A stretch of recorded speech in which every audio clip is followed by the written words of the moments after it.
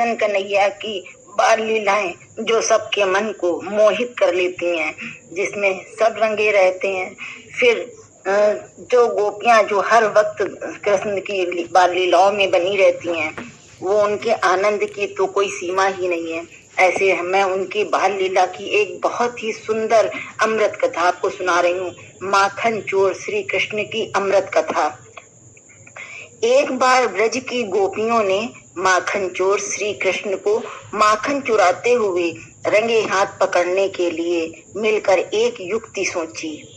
उन्होंने योजना बनाई कि किसी तरह कृष्ण की कमर में घंटी बांध दी जाए। उन्होंने इसके लिए यशोदा मैया से ही निवेदन करना उचित समझा। असल में वे यशोदा जी से जब तब यह शिकायत करती थीं कि उनका लाल जब माखन चुराने आता है चुपके से आता है और द्वार पर सांकल कुंडी लगा देता है ताकि कोई बाहर आकर उसे पकड़ ना ले। यही नहीं, कोई शोर मचाए तो खूंटे से बंधे बछड़ों को खोल देता है, जिससे वे गाय का सारा दूध पी जाते हैं। यशोदा मैया ने गोपियों की सारी बात सुनकर लाला कृष्ण की कमर में घंटी बांधने के लिए हामी भर दी ताकि उसके आने का सबको पता चल सके। एक दिन मैया ने कमर की पर घंटी बांध दी, भगवान की कमर पर घंटी बांध दी। भगवान कृष्ण ने इस पर आपत्ति भी जताई और कहा, अम्मा यह क्या करती हो? यह घंटी तो गर्मी में गर्म हो जाने पर शरीर को जलाएगी। मैया ने उत्तर दिया, कुछ नहीं होगा, यह बजेगी तो मुझे पता लगता रहेगा कि तुम यहीं हो। अब भगवान जब भी चलते घंटी बजती। गोपियों को भी पता चल गया कि अगर घंटी की आवाज आ रही है तो वह माखन चोर कहीं आसपास ही होगा। सब सचेत हो जाते घंटी की ध्वनि सुनकर। इस कारण मित्र मंडली को तो माखन के लाले पड़ गए। अतः सभी ने श्री कृष्ण से कहा कि घंटी उतारो, घंटी उतारो। भगवान ने कहा कि माँ ने बांधी है, कैसे खोलूं? फिर खुद ही यह उपाय भी सुझा दिया कि ऐसा करते हैं, जब कहीं माखन चुराने जाएंगे तो मैं घंटी को हाथ से पकड़ लूंगा ताकि वह बजे ही नहीं। सबने सहमति में सिर हिला दिया। अगले दिन जब घर से निकले तो भगवान श्री कृष्ण ने घंटी को पकड़ लिया। मित्र मंडली सहित चुपचाप गोपी के घर में घुसे। देखा माखन तो छीके पर रखा है। भगवान ने घंटी से कहा कि देखो, मैं तो माखन मित्रों को, बंदरों को खिलाऊंगा, अतः बजना नहीं।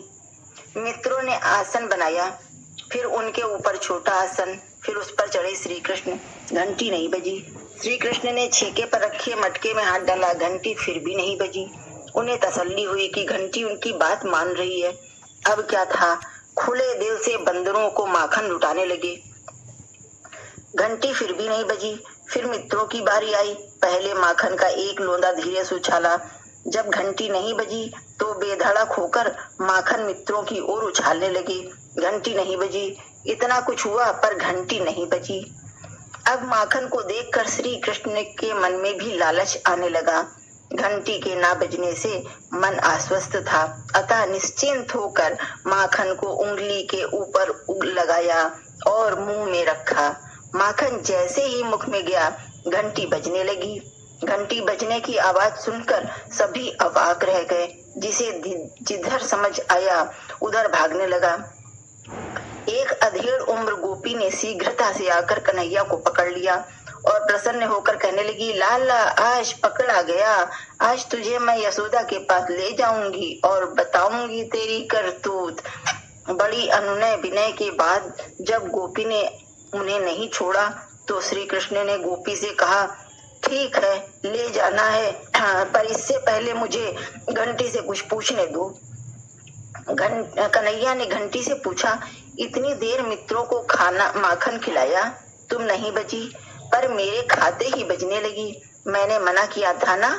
घंटी ने कहा, आपका आदेश सिर आंखों पर, आप ही का आदेश शास्त्रों की वाणी है और शास्त्रों के अनुसार जब भी आपको भोग लगता है घंटी बजती है। घंटी बजे बिना भोग ही नहीं लगता।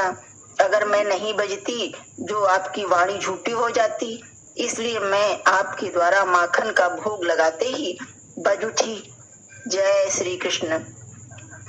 दोस्तों, याद रखो, जब भी भगवान का भोग लगाओ, अपने कान्हा जी का भोग लगाओ, लड्डू गोपाल जी का भोग लगाओ, तो घंटी अवश्य बजाओ, क्योंकि ये भगवान का ही आदेश है कि घंटी बजती है और तभी भगवान रुचि रुचि भोग लगाते हैं। जैसे कहा गया है, रुचि रुचि भोग लगाओ भगवान जी, सब अमृत हो जाए भगवान जी।